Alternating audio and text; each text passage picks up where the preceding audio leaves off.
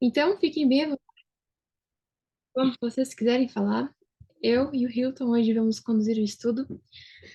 E fiquem à vontade, podem abrir as câmeras, podem falar quando vocês quiserem, levantem a mão, mas fiquem bem à vontade. Bom, na semana passada a gente estudou o capítulo Jesus é traído, que foi a cena ali desde a Páscoa, desde a cena ali no cenáculo, até a traição de Jesus por Judas, o lugar lá no Getsemane, né?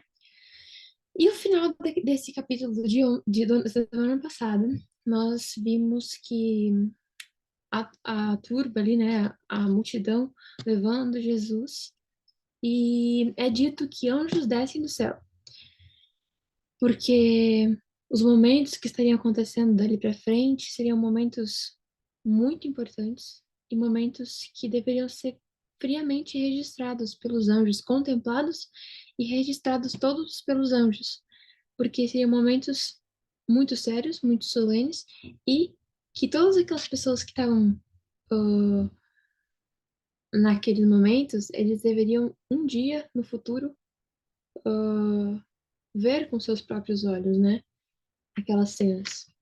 Então, aqui no início do capítulo, o julgamento de Cristo, diz assim: Os anjos, ao deixarem o céu, depuseram com tristeza suas coroas brilhantes. Não podiam usá-las enquanto seu comandante estivesse sofrendo e tivesse que usar uma coroa de espinhos.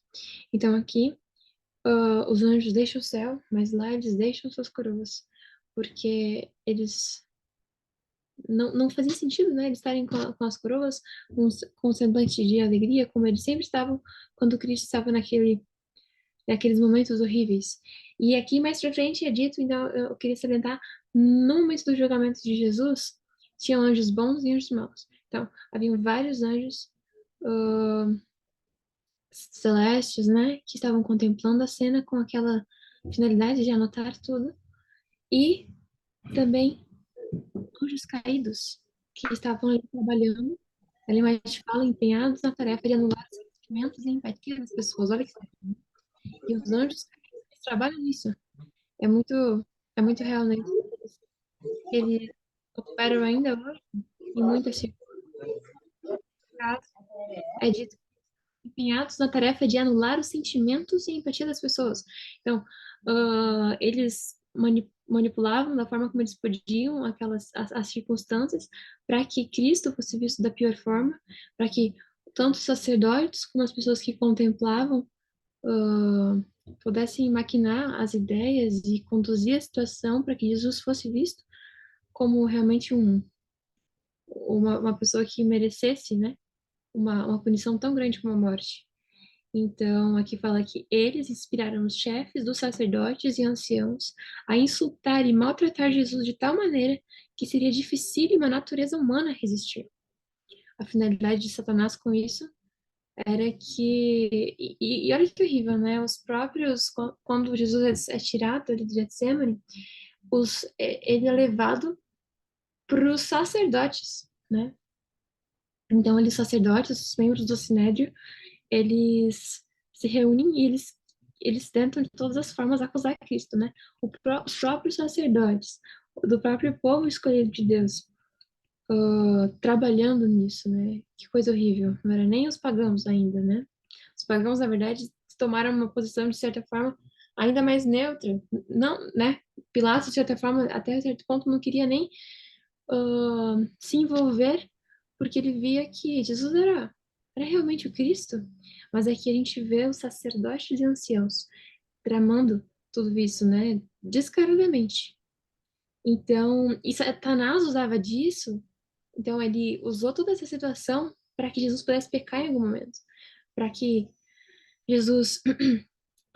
O que ele queria, né? Aqui tá escrito. Satanás esperava que tal zombaria e violência provocasse no Filho de Deus alguma queixa ou murmuração, ou que ele manifestasse seu poder divino, libertando-os da multidão e fazendo que assim o plano da salvação fracassasse. Se Jesus pecasse, o plano da salvação fracassava. Se Jesus manifestasse o poder divino, o plano da salvação também fracassava.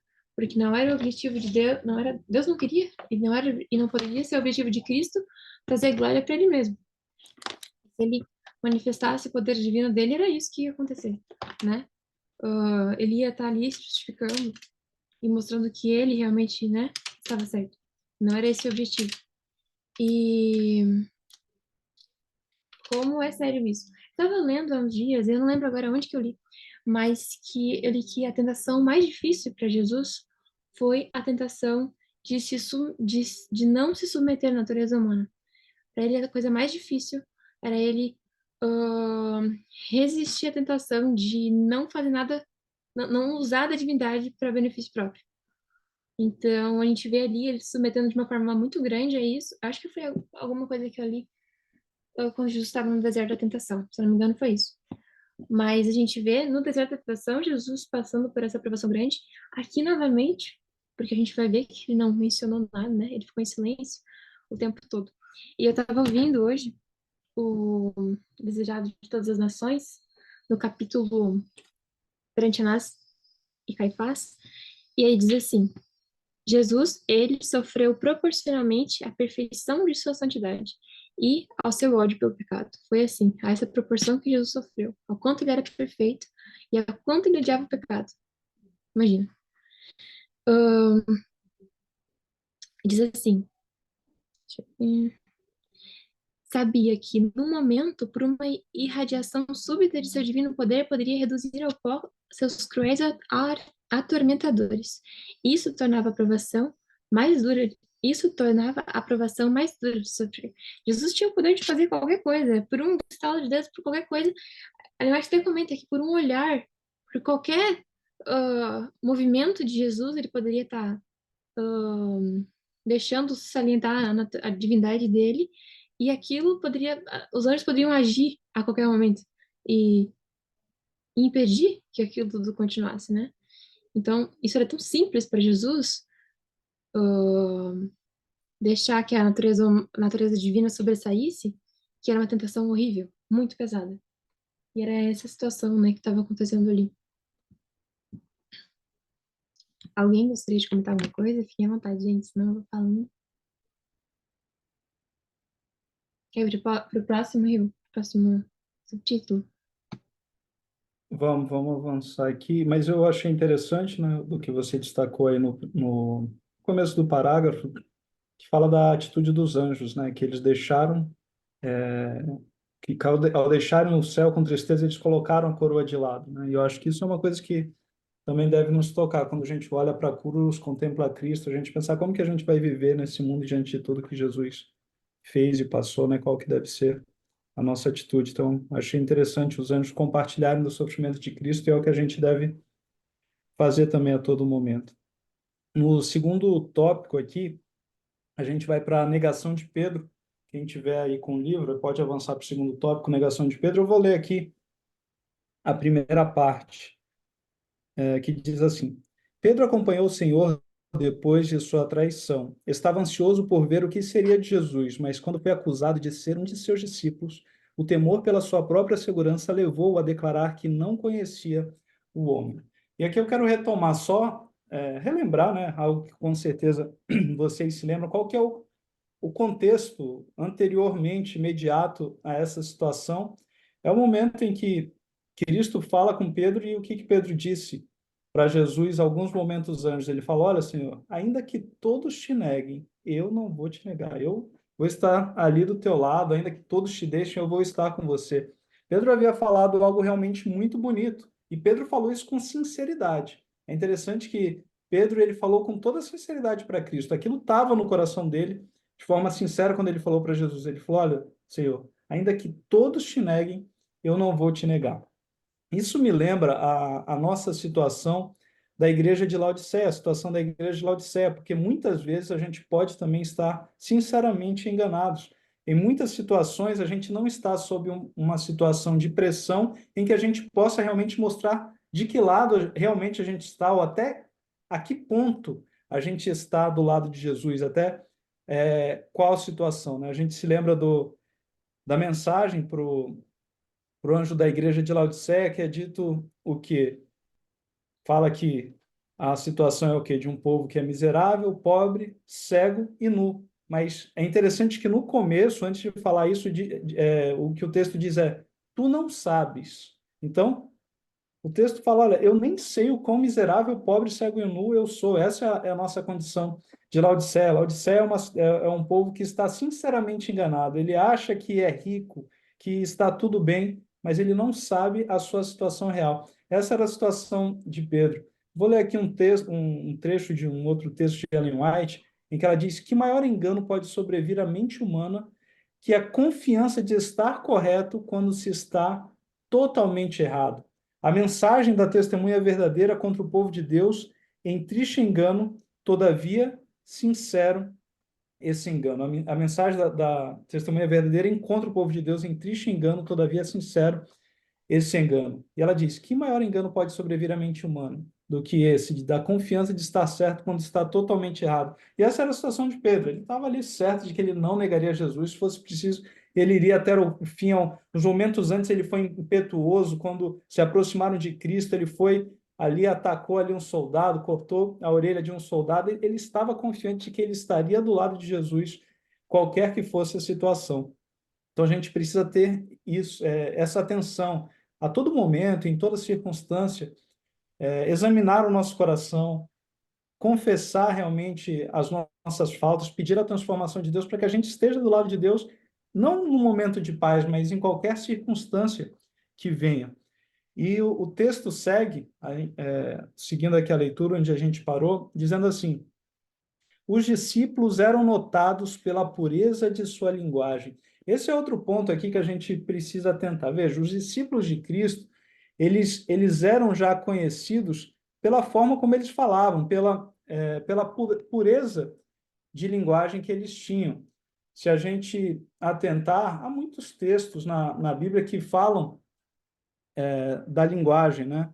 Como a gente deve ter uma linguagem correta, uma linguagem pura. Aqui um texto de Ellen White em que ela diz assim: cumpre-lhe, falando aqui uma mensagem, cumpre orar muito e sujeitar-se sob a disciplina de Deus para que sua vida revele os frutos do verdadeiro domínio de si mesmo. E ela diz: sua linguagem precisa ser correta. Ela fala: linguagem precisa ser correta. Em muitos momentos, há outros textos, claro, não é esse o assunto principal, mas passa por esse assunto, então não vou ler todos os textos, mas em muitos textos Ellen White fala de como que deve ser a linguagem do cristão. Aqui ela está dizendo uma linguagem correta. Ela fala da importância de falarmos corretamente a língua materna. Ela diz que esse aperfeiçoamento da língua ela compara a falar a língua de Canaã, é nos prepararmos para falar a língua de Canaã. Então ela destaca isso muitas vezes. Esse é um tópico que deve fazer parte da verdadeira educação, conhecimento correto da língua materna. Então, ela segue ainda dizendo: nada de frases de gíria, nem de palavras vulgares devem lhe sair dos lábios. Então, olha, nada de palavra de gírias, nem de palavras vulgares. Em outro momento, ela também cita o texto e ela fala da vida de Cristo, ela diz que a conversação dele era pura, inteiramente limpa de toda frase de gíria. Então, a gente vê aqui que isso vai... Opa, eu vi agora que se levantou a mão, Rafael, eu já vou passar a palavra para você.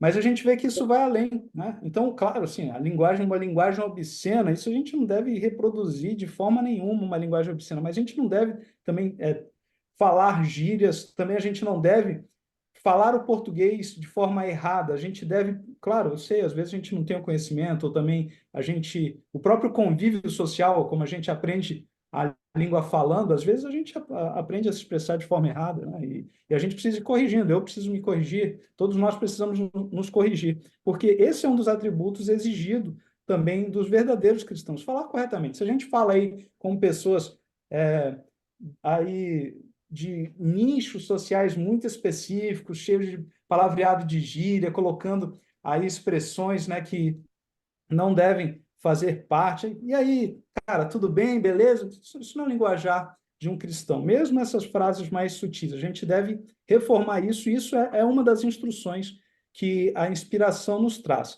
E aqui é o primeiro ponto que eu destaco. Nesse momento, Ellen White comenta da situação de Pedro, de que os discípulos eram justamente conhecidos por terem pela pureza de linguagem. Aqui a gente vai ver como que Pedro age diante dessa situação e como que vão reconhecer ali e desconfiar que ele era um discípulo de Cristo. Rafael, você quer comentar? Sim, sim, é só mais uma dúvida mesmo, Hilton.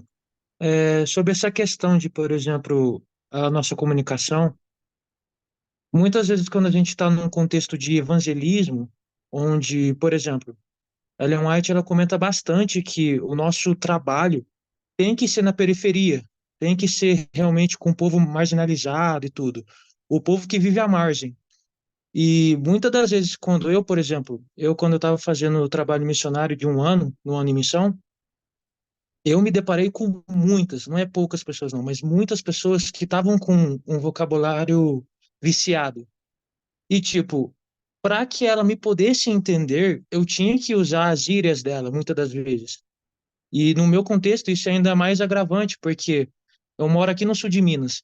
E aqui no sul de Minas é um paulista com um mineiro, com alguns ditados de outros cantos, então fica realmente muito difícil. Mas a minha dúvida é, nesse contexto que, por exemplo, você usa a linguagem como um aspecto cultural, é, tem um pouco mais de abertura? Como que funcionaria isso? É só uma pequena dúvida em relação a isso. Não, excelente a sua pergunta e o seu comentário. Isso que o Rafael falou é algo importante. Por quê? Porque há níveis sociais diferentes. Por exemplo, eu não vou chegar, olha, essa pessoa está falando gíria, essa pessoa é um perdido. Não, às vezes a pessoa não teve nem condições de aprender o português corretamente. E não é por isso também que ela não vai ser salva. Todos nós estamos em diferentes etapas e a gente deve crescer em qualquer aspecto que seja da nossa vida. Esse é um deles. Então, a pessoa fala gíria, mas ela deve procurar crescer nisso como todos devemos procurar crescer em todos os aspectos. Mas o que o Rafael está destacando é que, às vezes, a gente chega num local em que a pessoa ela tem dificuldade para se comunicar. E aí a gente precisa ter atenção. Então, isso que o Rafael falou é importante. A gente deve, então, falar gírias. Essa não é a orientação que a gente encontra. A nossa linguagem não deve ser totalmente isenta, as gírias devem estar totalmente fora da nossa linguagem. Mas isso que o Rafael comentou é algo importante e Ellen White chama atenção para isso. Em os textos eu não separei, então não vou conseguir acessá-los facilmente, mas ela fala justamente em termos de uma linguagem simples e clara, uma linguagem que a Hum. gente consiga, que a comunicação possa ser efetiva. Então, eu vou chegar, como o Rafael comentou, eu chego num local em que as pessoas têm dificuldade com a língua portuguesa, eu não vou chegar numa linguagem super rebuscada, usando termos difíceis, não, você pode ter uma linguagem extremamente simples, mas ainda pura, isenta de gírias e você vai conseguir se comunicar. A gente só precisa ter atenção com as palavras. E a gente Uhum. atentar para essas palavras fáceis. A gente deve facilitar sempre a comunicação. E a gente precisa atentar, porque muitas vezes a gente usa tantas gírias e fica com tantos resumos, né, na nossa forma de conversar em WhatsApp, que muitas vezes a gente tem até dificuldade de encontrar expressões, porque a gente fica, mas que palavra eu posso colocar do lado dessa gíria? Porque a gente se desacostumou de usar determinadas expressões que muitas vezes são difíceis. Então, por exemplo, vou conversar com alguém, um exemplo simples assim. Eu vou perguntar para a pessoa: Olá, tal pessoa, tudo bem com você? Eu posso chegar para ela e falar, né, assim: Olá, fulano, olá, senhor, olá, rapaz. Eu posso falar: Olá, rapaz, tudo bem com você? Todo mundo vai entender essa linguagem, é uma linguagem simples. Eu não preciso chegar. E aí, mano, tudo certo? É, Tudo certo ainda vai, né? Mas eu não posso chegar assim. E aí, cara, beleza aí? Tudo né? Isso já denota uma linguagem diferente. Então, eu posso partir para um linguajar simples e puro e estabelecer a comunicação. entendi. E então, avançando aqui para o contexto de Pedro, esse era o contexto. Os discípulos de Cristo, Ellen White disse aqui, né, voltando à leitura, os discípulos eram notados pela pureza de sua linguagem. Por quê? Porque esse é uma das doutrinas cristãs, essa linguagem pura. Há textos bíblicos que tratam disso, a gente viu como era a linguagem de Jesus. E o que acontece? Pedro, no Desejado de Todas as Nações, é descrito com mais detalhes, mas aqui descreve também resumidamente, mas passa a mensagem. Pedro, ele chega ali e, por ele estar ali falando uma linguagem, a linguagem pura, uma linguagem isenta de gírias, de expressões baixas, a Jane comentou que nunca é falado, eu não entendi. se você quiser explicar. Sim, né, eu estou Mas falando, boa pode falar. noite. Boa Eu estou noite. falando que a questão da expressão nunca é falado dessa linguagem. Eu sempre gostei de ler a Bíblia, né, nessa versão mais antiga, né, não essa linguagem de Hum. hoje. Eu sempre gostei de falar, tu foste, tu comeste. Aí as pessoas acham que parece que é complicado falar assim, mas eu não acho, entendendo? Eu acho que Entendi. perde até a pureza quando a gente coloca a linguagem da Bíblia na linguagem de hoje. Mas, assim, eu também não acho tão errado as pessoas falarem, no caso dos jovens, né? Às vezes eles falam assim um pouco, como você falou, oi, mano. Às vezes é a forma deles serem carinhosos. Para mim, o pior é quando Existe eles o mano de usam irmão, né? Eu não estou me isso, referindo a isso. isso. Existe o mano, minha mano, meu mano, tudo bem, assim, é uma expressão, uma abreviação, não é uma gíria, seria uma abreviação aí para irmão. Isso. É porque, eu não sei de onde você é, né? Mas em São Do Paulo é muito Ceará. comum essa expressão mais no sentido de gíria. Então varia disso também, com certeza. O pior é, às vezes, nós, ou alguns jovens ainda serem tentados a dizerem nome feio. Sem querer, eles às Sim, vezes com dizem, certeza, é mais grave. aí não combina. E a gente tem que pensar, quando a gente for falar, se Jesus usaria as expressões que a gente usa. Então, Uhum, exato, aí eu acho que é a diferença, não é? Se Jesus usaria essa exato. expressão, né? Exatamente, irmã Jane. Então, a irmã está destacando que uma linguagem vulgar, baixa, é mais grave ainda, né? Isso aí é inaceitável. Se outros falarem, às vezes, por exemplo, eu posso reproduzir, eu posso falar gírias aqui reproduzindo, não é uma linguagem ofensiva, é uma linguagem inapropriada, mas não é uma linguagem, muitas vezes, é uma linguagem vil e baixa. A linguagem baixa, palavrões, a gente não deve nem referir para dizer, tal pessoa disse tal palavra. A gente nem referir a gente deve fazer, né? O só referir é vergonha, como diz o texto de Efésios. Mas, então, assim, Pedro estava nesse contexto com a sua linguagem, né, pura, e ele chega, ele começa, ele fala, ele se expressa.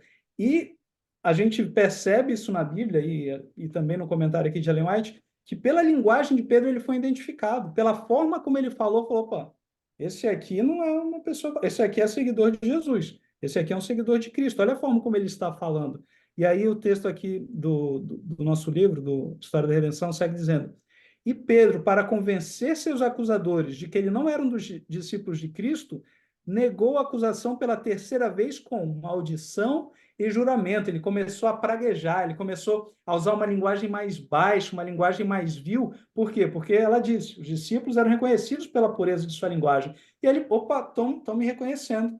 Eu andei tanto com Jesus, eu tenho a minha forma de falar se assemelha tanto a de Cristo que já estão percebendo que sou eu. Então ele começou a falar palavras vis, palavras baixas.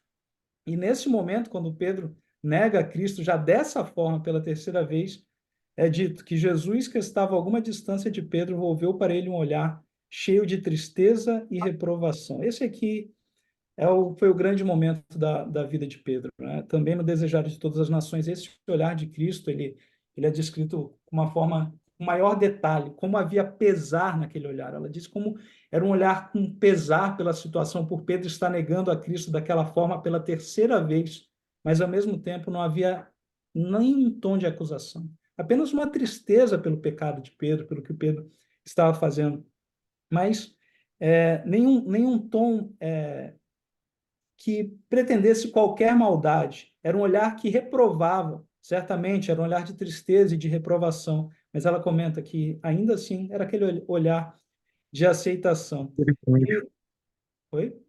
Quer De comentar? misericórdia.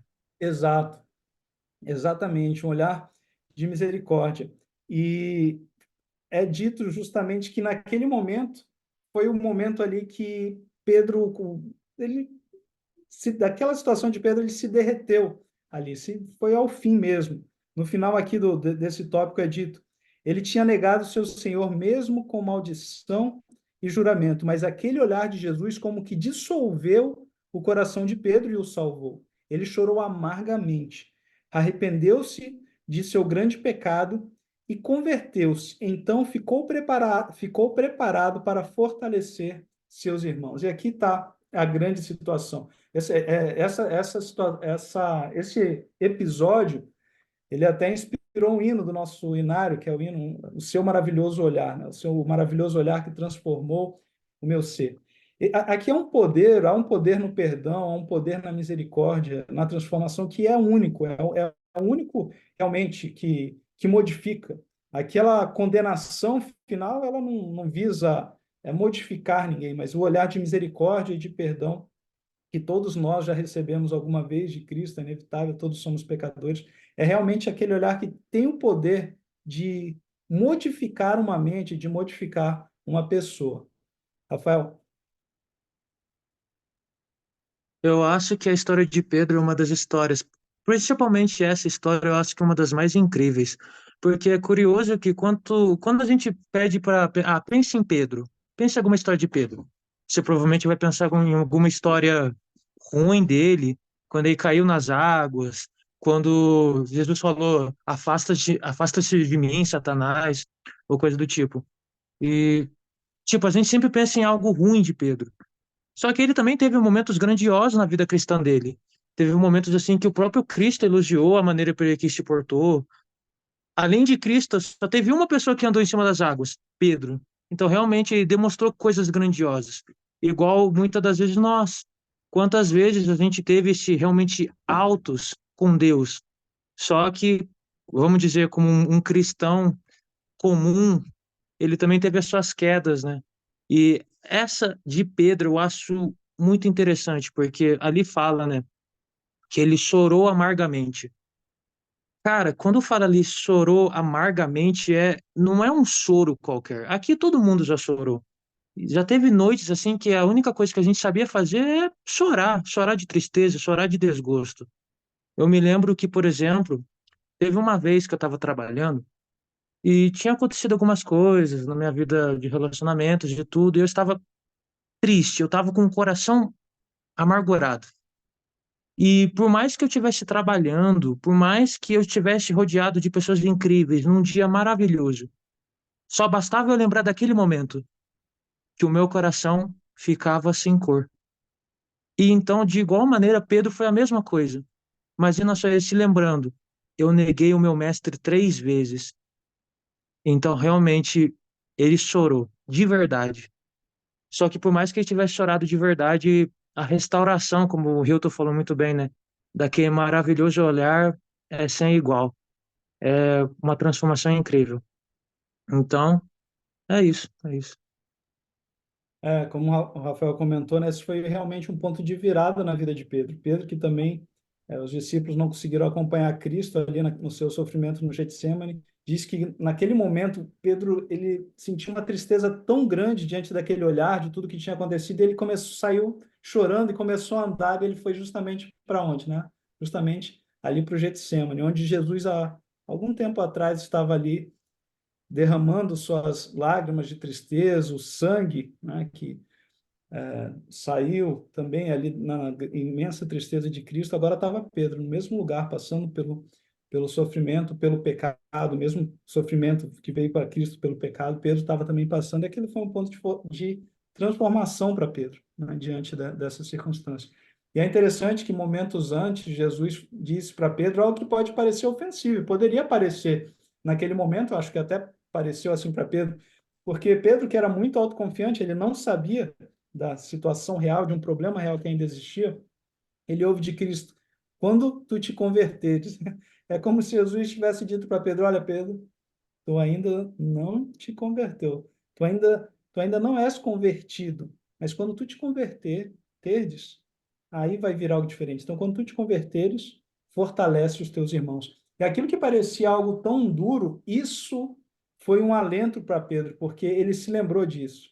E ele não se lembrou apenas que ele não era um homem convertido, isso estava evidente para ele, mas ele se lembrou de que Cristo estava prometendo algo para ele, de que ele se converteria, de que ele seria alguém que iria fortalecer os seus irmãos. Ele lembrou dessas palavras de Cristo, naquele momento foi importante, ele lembrou com esperança, lembrando: Jesus já tinha me avisado, eu iria passar por isso, eu não acreditei, mas ele também me disse que eu iria me converter, iria fortalecer os meus irmãos. Isso foi uma mensagem importante para Pedro.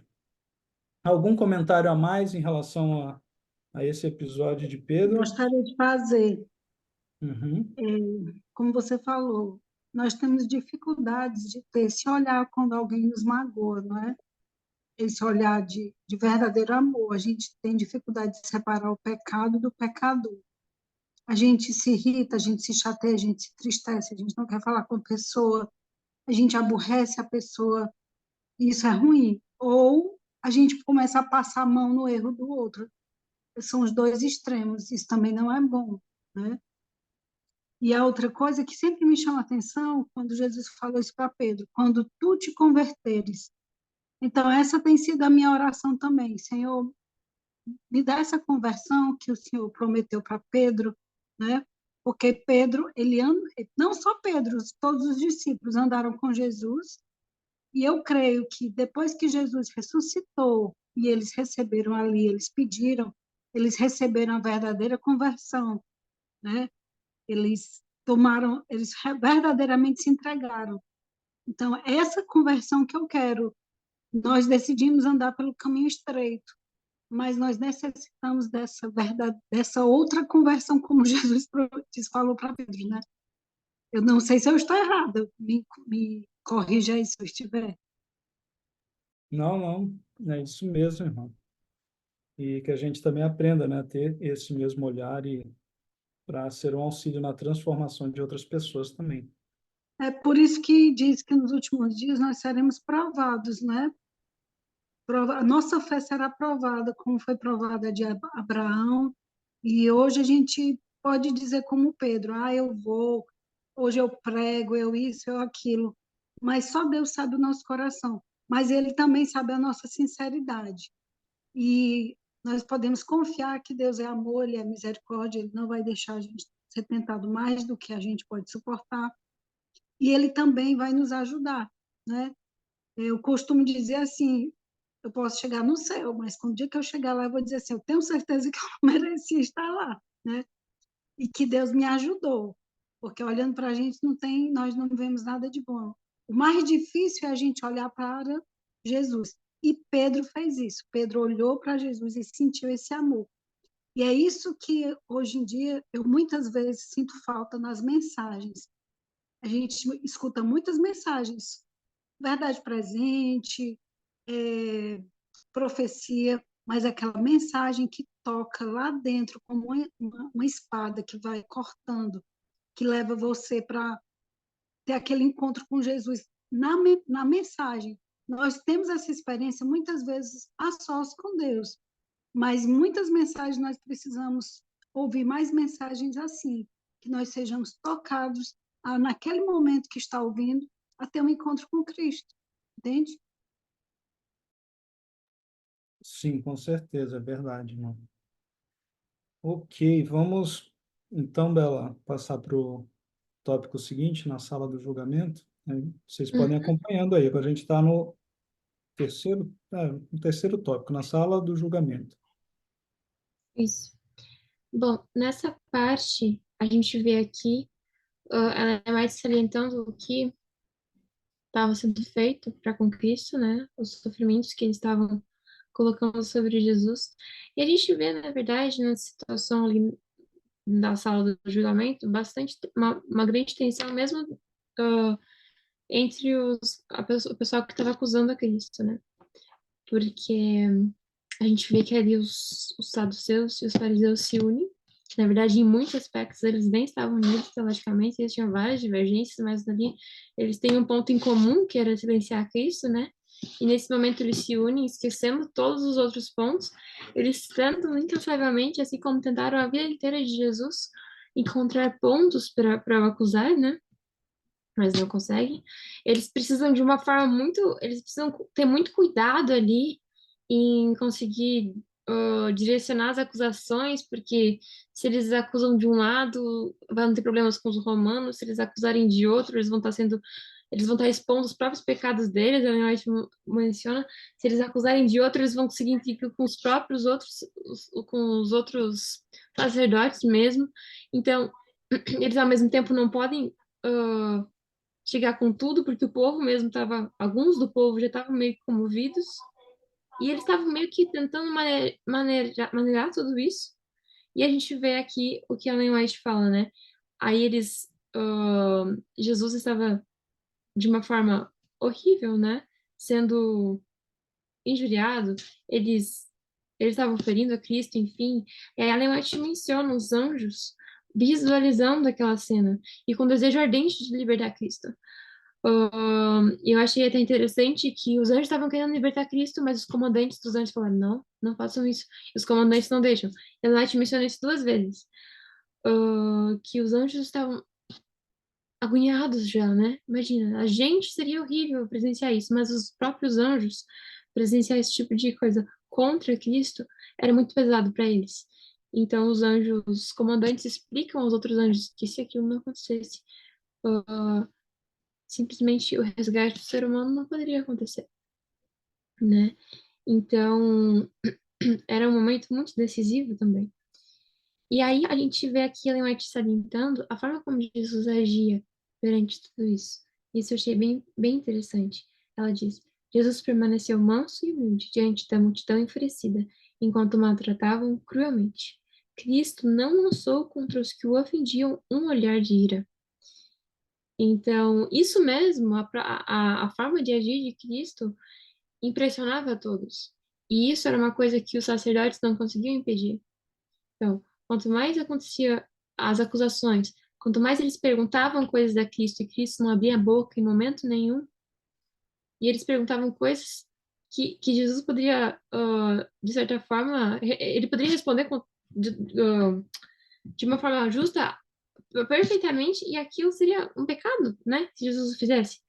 Mas Jesus, ele age de uma forma que impressiona todos. E aí eu lendo no Desejado, fiquei impressionada porque fala que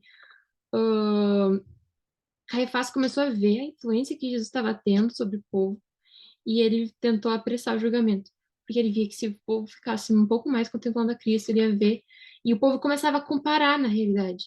O povo começava a olhar a forma como Jesus agia e a forma como os sacerdotes estavam agindo e começavam a ver que não fazia sentido, realmente Jesus era inocente. Ah, aqui mais pra frente fala também uma coisa interessante que eu grifei Só, que diz só fazer que. um Pode falar. comentário, Belis, antes de passar para outro assunto. Isso que você destacou, né, da ação de Cristo, que Cristo não lançou contra os que ofendiam um olhar iroso, as pessoas, né, que estavam tratando a ele mal, cuspindo. Aqui que é a grande situação, aqui que é realmente a hora de ser cristão, né? Porque muitas vezes a gente pensa como a gente age bem com as pessoas que são do nosso convívio, como que a gente é gentil, o que é muito fácil de ser gentil com pessoas que são gentis também conosco, ou pessoas que não nos fazem mal, mas então eu acho assim, ser bondoso, ser gentil com pessoas que também são gentis, como a Bíblia mesmo comenta, isso até os pagãos fazem, amar aqueles que nos amam, isso é coisa que até os gentios, os pagãos fazem o mesmo. A gente amar pessoas que não fazem nada para a gente, nem nos amam, nem nos fazem bem, é algo que pode ir um pouco além, mas agora a gente manifestar o amor àqueles que nos fazem mal, àqueles que nos maltratam, e a gente não ter nenhum sentimento, como diz aqui, fala que Jesus não tinha um olhar iroso, a gente não ter um sentimento de raiva dessas pessoas, mas ter misericórdia. Aqui a gente se aproxima realmente do que é divino, aquele amor que não busca os próprios interesses, que não se ofende facilmente, que não está preocupado consigo mesmo, com o que a outra pessoa vai fazer para você de bem ou de mal. Não, eu estou preocupado com as outras pessoas. A irmã Jane colocou: ser bondoso para ingrato e mal é a insígnia da realeza celeste. Esse texto é muito bonito aí, de Ellen White, né? Então, exatamente isso. Aqui mostra que você está em um outro nível realmente de amor, né? Esse é o amor, na verdade, é o único amor verdadeiro. Como está dito, ser bondoso. Esse texto vale a pena a gente ficar com ele na mente. Ser Milton, bondoso para o deixa eu ingrato e contar mal é a só, insígnia da realeza celeste. é como Pode se falar, fosse a irmão. carteirinha, né? Esse texto, a primeira vez que eu li, eu nunca esqueci. Deixa eu contar aqui só uma coisa que aconteceu comigo faz anos. Uma certa vez eu estava na Ceasa, aí eu comprei uns limões, né? Um rapaz me vendeu, um rapaz pobre, né? Humilde. Aí quando eu peguei os limões, eu disse assim, rapaz, tu me deu uns limões feios, troca aí. Falei alguma coisa assim. Aí ele, tá bom. Ele me respondeu de uma forma, trocou o limão, me entregou, que eu saí. Sabe, parecia que eu tinha acabado de ler uma parte da Bíblia. Eu fiquei olhando para ele, eu disse assim, Senhor, como esse rapaz foi manso. Eu fui quase estúpida com ele, reclamei e ele me respondeu tão bem. Olha o que é o poder da mansidão. Deve ser por isso que o Senhor é manso, porque a mansidão tem um poder. Então, assim, aquele momento me fez refletir sobre o poder da mansidão. Aí eu olhei para ele, olhava para o rapaz, fiquei assim olhando e disse, é uma pessoa tão humilde, tão sem condições, sem beleza, mas ele é rico em mansidão. E assim, aquele momento, aquela pessoa, eu fui atraída para aquela pessoa para olhar a riqueza dela, entende? Então, Jesus deve ter assim, uma mansidão que a gente não imagina, entendeu? A mansidão é um poder, poderíamos dizer, é algo divino. Para você ser manso, como misericórdia, também são atributos divinos, né? Fazem parte do fruto do Espírito. E essa é a verdadeira força, né?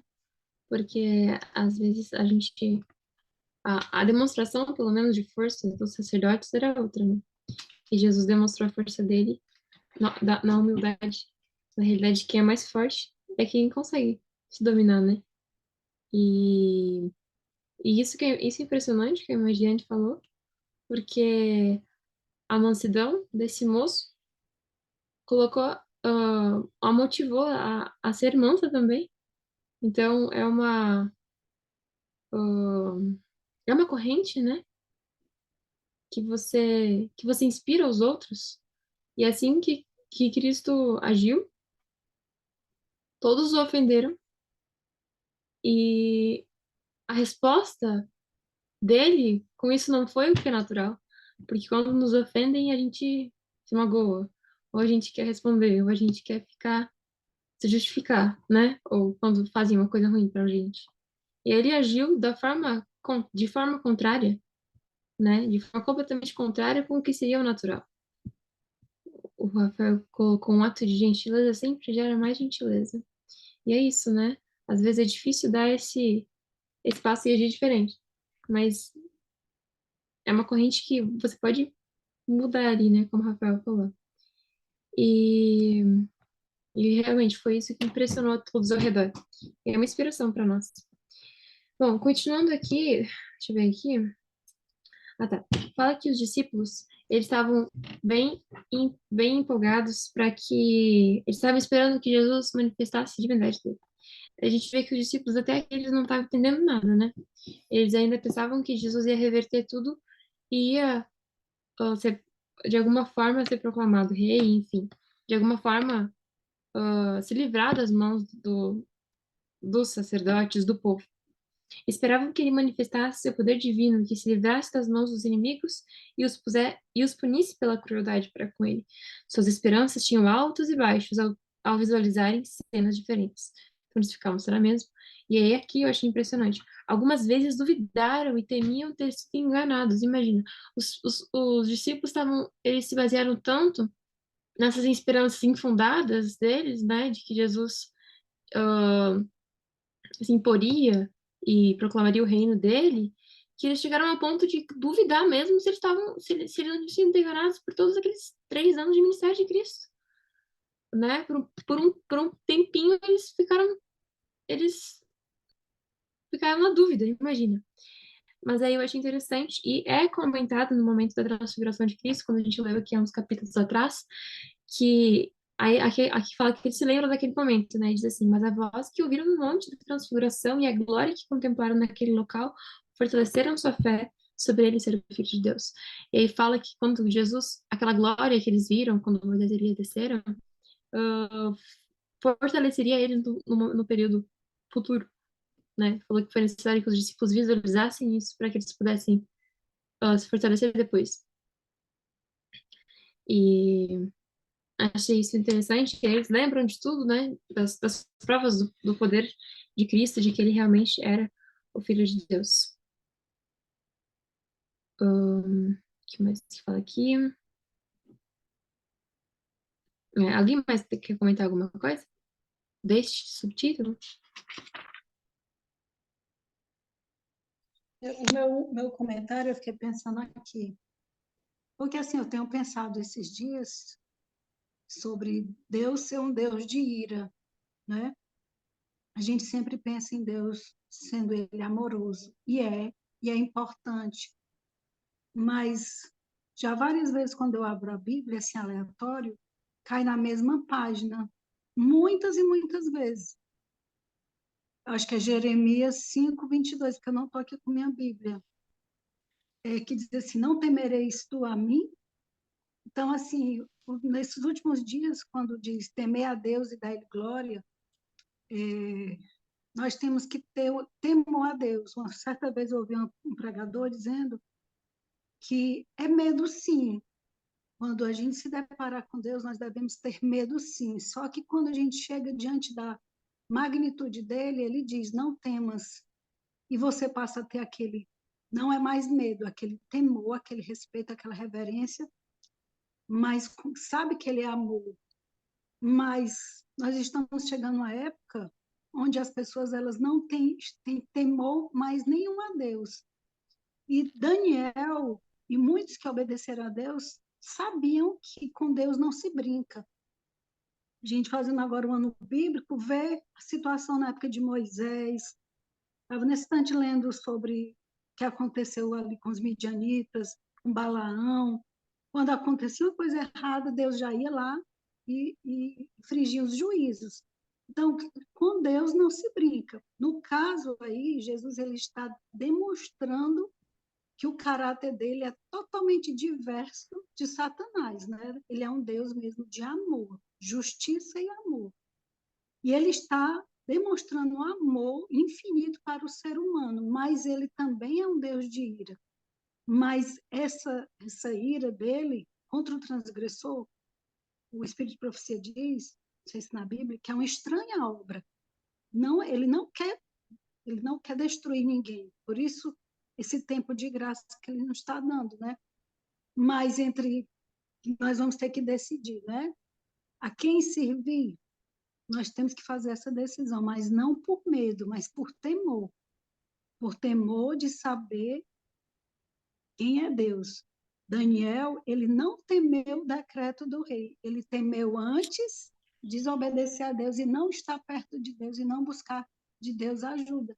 Então, assim, são coisas que eu estou refletindo esses dias, porque eu acho que é importante a gente se alicerçar, né? Individualmente, para que a gente, quando vier os ventos, né, nós estejamos bem alicerçados. Amém.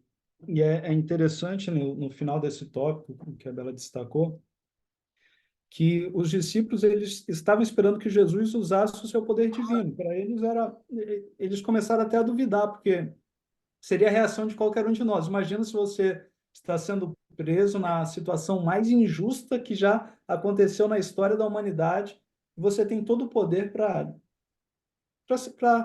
se ver livre daquela situação, para destruir os seus opositores. Imagina o grau de tentação que seria para nós isso. E diante disso, os discípulos pensaram: não, ele não vai se deixar nessa situação, ele que libertou tantas pessoas, ele que salvou tantas pessoas, que curou a tantos, é óbvio, ele vai se livrar. E quando eles viram que Jesus não reagia, eles começaram a duvidar e pensar: será que ele realmente tem esse poder? Porque eles estão pensando com a cabeça deles, pensando: se eu tivesse, eu faria diferente. E isso também, que estava na cabeça dos discípulos, também estava na mente de Judas. E aqui a gente entra no próximo tópico, a confissão de Judas. Acompanhem comigo no começo da leitura desse tópico. Diz assim: Judas ficou cheio de amargurado remorso e vergonha pelo seu traiçoeiro ato de entregar a Jesus. E quando testemunhou os maus tratos que o Salvador suportava, ficou vencido. Havia amado Jesus, mas amara mais o dinheiro. Olha só, quanta coisa interessante aqui. Primeira coisa, o pecado, ele sempre gera remorso, sempre. Ele só não vai gerar remorso para uma situação extrema, para uma pessoa que já tem a consciência totalmente cauterizada. Mas mesmo as pessoas que pecam deliberadamente e escolhem o pecado e querem estar daquele lado, ainda assim, se eles não estão com a consciência cauterizada, mas escolhem o erro, ainda assim eles sentem o remorso. E aqui a gente vê Judas sentindo remorso. O pecado sempre traz tristeza, mesmo para a pessoa que vai se arrepender e se entregar a Deus, ou para a pessoa que não vai se arrepender. Essa é a primeira coisa que eu queria destacar aqui. A outra, Judas amava a Jesus, está escrito aqui. Havia amado a Jesus, mas amara mais o dinheiro.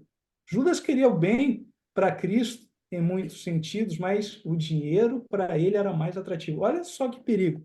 Muitas vezes a gente ama Jesus, mas eu amo mais o dinheiro, eu amo mais o meu bem-estar, o meu sono, a minha comida, seja lá o que for. Cada um tem as suas lutas, a gente precisa tentar, porque a gente tem que amar a Deus acima de qualquer coisa. Essa é a situação. E Judas amava Jesus, mas ele amava mais o dinheiro. E aqui pronto. Não há uma situação de meio termo. E aqui mostra o porquê, mas a gente pode estar pensando, mas calma aí, se Judas sentiu remorso, ele amava Jesus, por que ele entregou a Cristo? É porque ele tinha o mesmo pensamento que os outros discípulos. Olha o que o texto diz na sequência. Não pensara que Jesus tolerasse o ser preso pela turba que ele guiara. Esperava que ele operasse um milagre e dele se libertasse. Olha só as informações.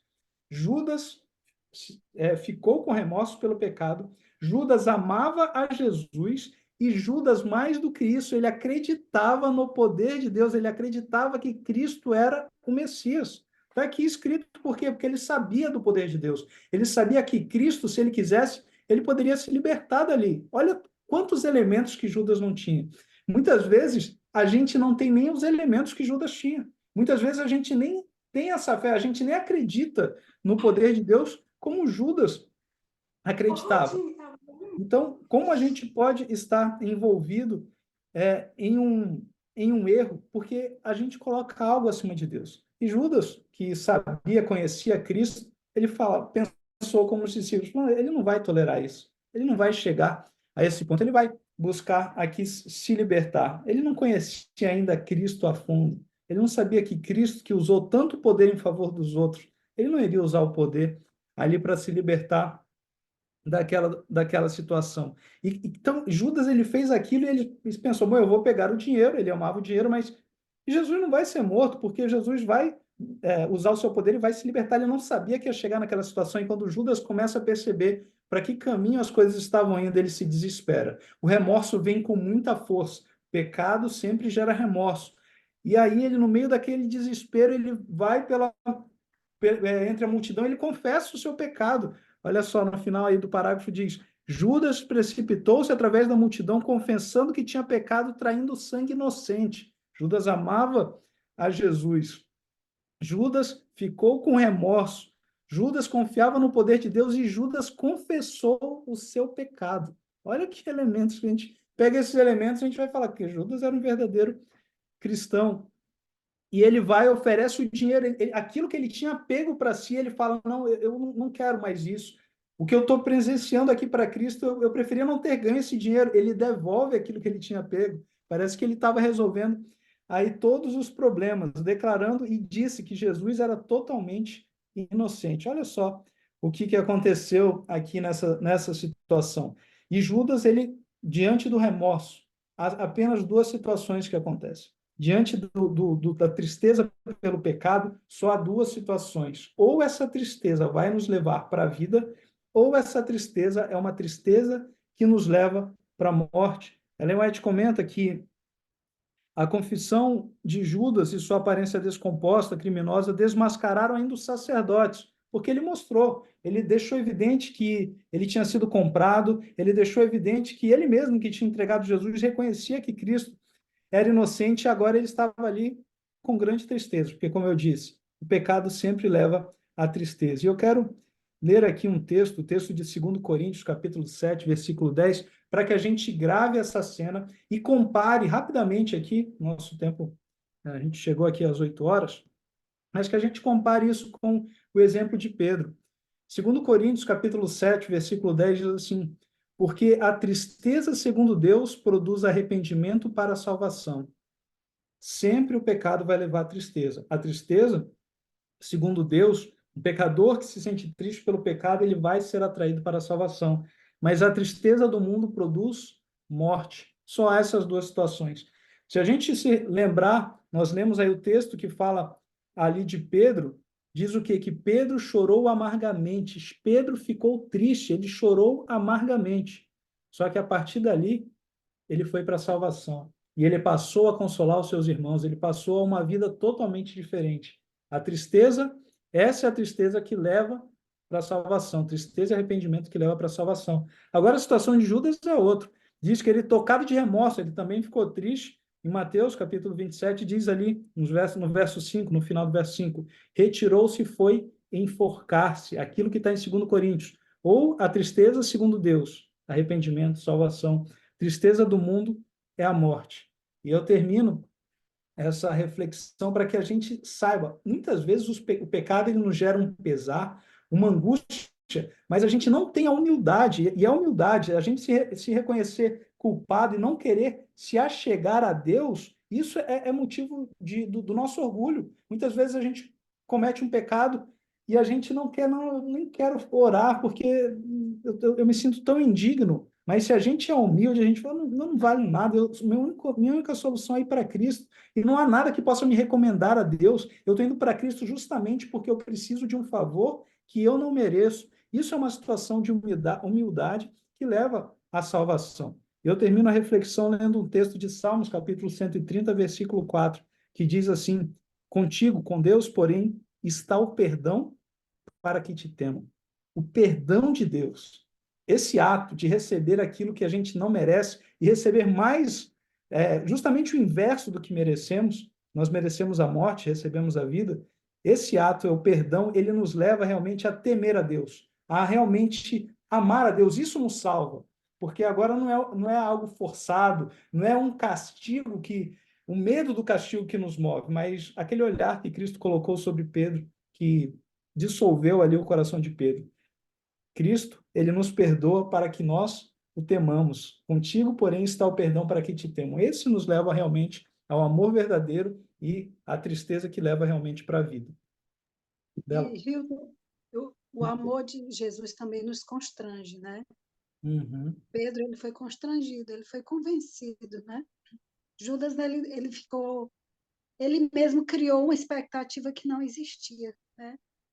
É assim, não tem explicação mal, não, mas o amor de Jesus nos constrange. É ele que faz com que a gente se reconheça pecador também, ao nos aproximarmos dele.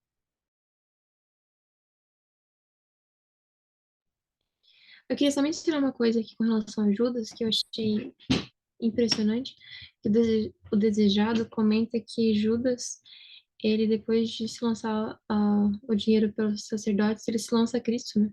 Ele vai lá e se joga aos pés de Cristo e fala, te livra, faz alguma coisa, ah, mostra o teu poder, e ele tava realmente muito, né? Ele tava assim, com, era um nível muito grande de remorso que ele tava sentindo, era muito forte. E aí Jesus olha ele com calma e fala que ele não responde, nem repreende Jesus, nem fala nada, mas fala que foi para isso que eu vim ao mundo.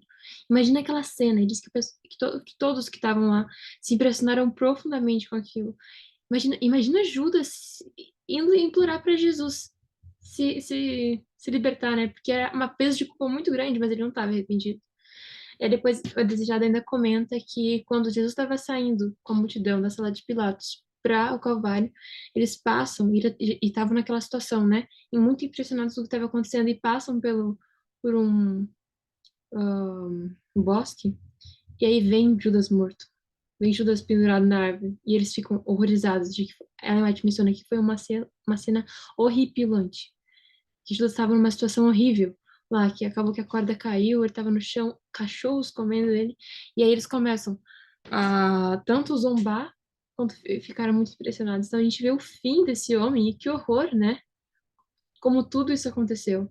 Realmente horrível, horrível. E eu fiquei bem impressionada quando eu li isso, né? E acabou que foi uma vergonha para a causa, né? Para aquele que era um discípulo de Jesus, mas no fim daquilo, né? Que aparentemente era um discípulo de Cristo. Horrível. Mas indo rapidinho agora para o fim, vamos comentar rapidinho sobre Pilatos. A gente sabe que Pilatos, como a Nath comenta aqui, ele sabia que Jesus estava convencido de que Jesus era Cristo, sabia que pelo menos ele não era uma pessoa normal, que ele era diferenciado, né? Tinha um caráter excelente, como a Nath comenta, e que ele não era culpado. E com certeza estava havendo uma guerra, né, na mente de Pilatos, uma luta na mente de Pilatos sobre o que fazer. Porque ali depois dele ser julgado pelos sacerdotes, né, dele ir para o Sinédrio, finalmente eles levam a Pilatos. E aí é impressionante que no meio de tudo isso ainda chega a esposa de Pilatos, porque ali já é passada da meia-noite, né, provavelmente pela madrugada, chega a esposa de Pilatos correndo com... ah, ela enviou uma carta, se não me engano, né? Dizendo que ela tinha recebido um sonho, né? De que ele não deveria, de que ele não deveria se envolver na morte de Cristo, porque ele era o Filho de Deus. E é impressionante que Pilatos, então, resolve ah, não se envolver realmente com aquilo, né? Quando ele recebe aquele recado. E ele mais uma prova, né? Os anjos diz que os anjos estavam trabalhando para que aquilo tudo ia acontecer, mas para que não fosse Pilatos, ou não fosse para que as pessoas que estavam envolvidas ou que poderiam se envolver não se envolvessem, né? Porque aquilo era muito mais sério que eles se envolveriam com aquela situação.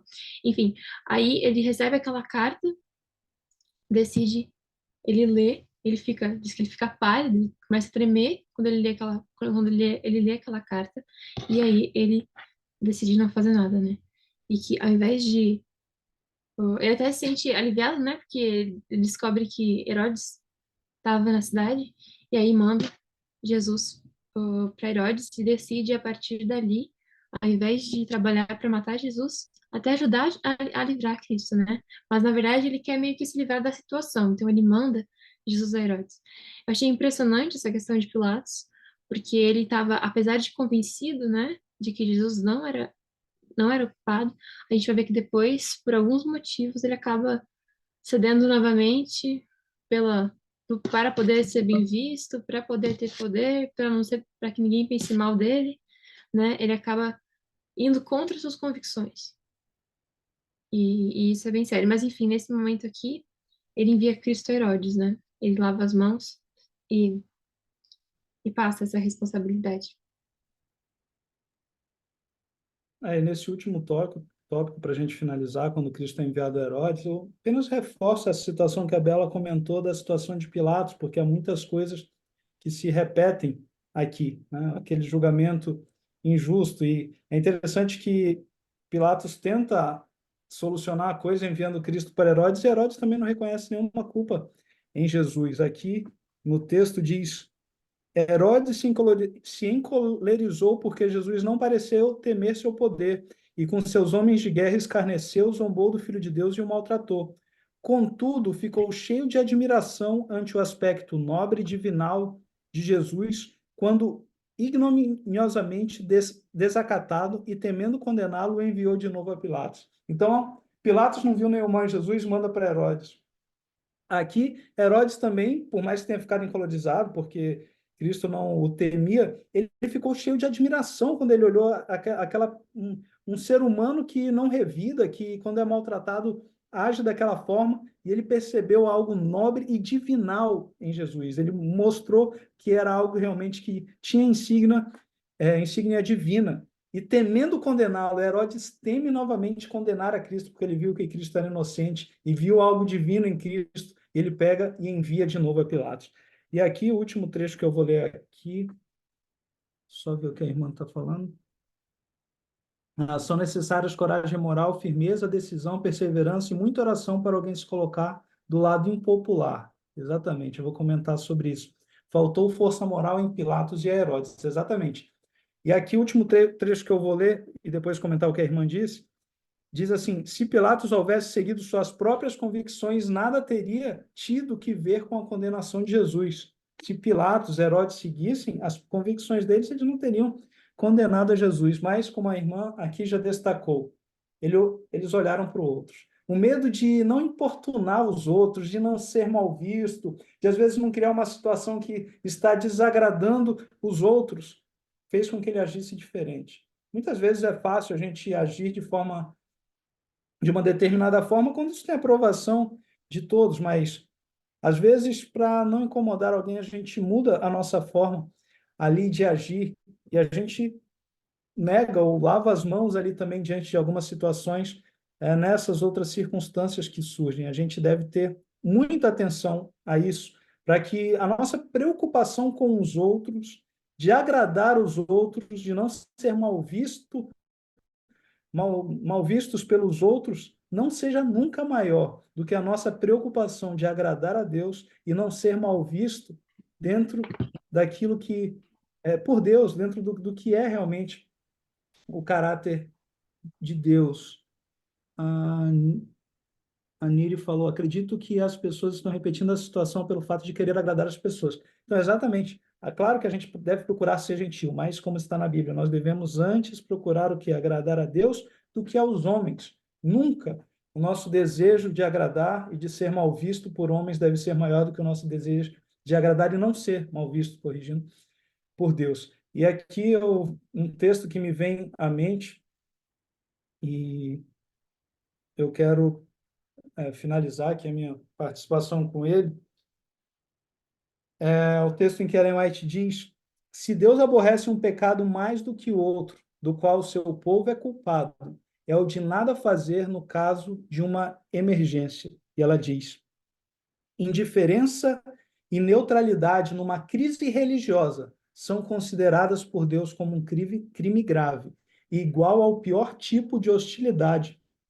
contra Deus. Olha só, indiferença e neutralidade. Eu não vou me posicionar.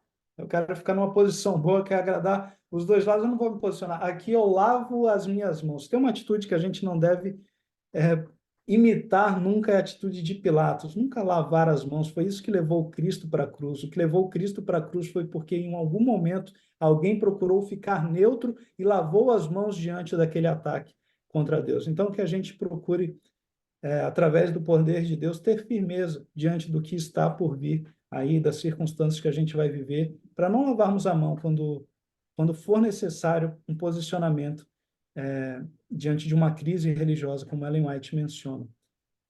Bom, a gente passou aqui um pouquinho do horário, então, da minha parte era isso. Não sei se alguém quer falar. Ellen, o Rafael disse, se possível, paz com os homens, mas a verdade a qualquer custo, comentando aqui uma frase de Martinho Lutero. E a Niri falou, é interessante lembrar que os covardes não estarão no céu. Verdade. Então, que a gente seja brando, mas não covarde, que a gente seja bondoso, mas não neutro, né? Então, que isso esteja no nosso coração. Algum comentário mais? Então, acho que a gente pode finalizar, então, Elis. Podemos. Uhum. Você finaliza com uma oração? Ok, eu vou, então, me ajoelhar para orarmos, a gente finaliza o nosso estudo. Meu Deus, agradecemos pela oportunidade que temos de receber tanta informação através de mensagens que o Senhor nos destinou através da tua mensageira. Te agradecemos pelo dom de profecia, pelo espírito de profecia que está presente e que temos acesso a tantas informações. Que essas mensagens possam nos transformar e que essa luz que a gente recebe, a gente possa compartilhar com os outros e possa modificar também todo o nosso caráter, todo o nosso agir, para que possamos agir conforme a tua vontade em tudo. Que seja feita sempre a tua vontade em nossa vida, eu peço por Jesus. Amém.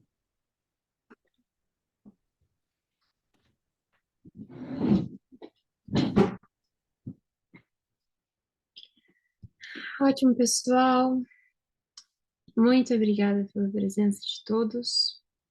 Deus seja louvado pela leitura e pelos aprendizados. Que Ele nos ajude, né? Tantas lições que a gente tirou hoje. Bom, vamos tirar uma foto antes de a gente desligar? Você tira aí a foto, por favor? Liguem as câmeras.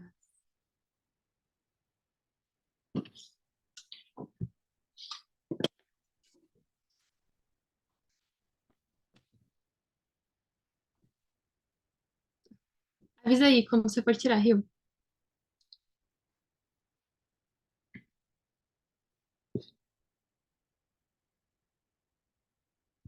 Tá no mudo, a gente não ouviu nada. Mas Eu não vi que enfim, estava no mudo, eu falei onde eu preso já. Não deu certo. ótimo, depois a gente manda a foto aí. Então tá. Boa semana a todos. Obrigada, gente. Fiquem com Deus. Tá meio falhando aqui.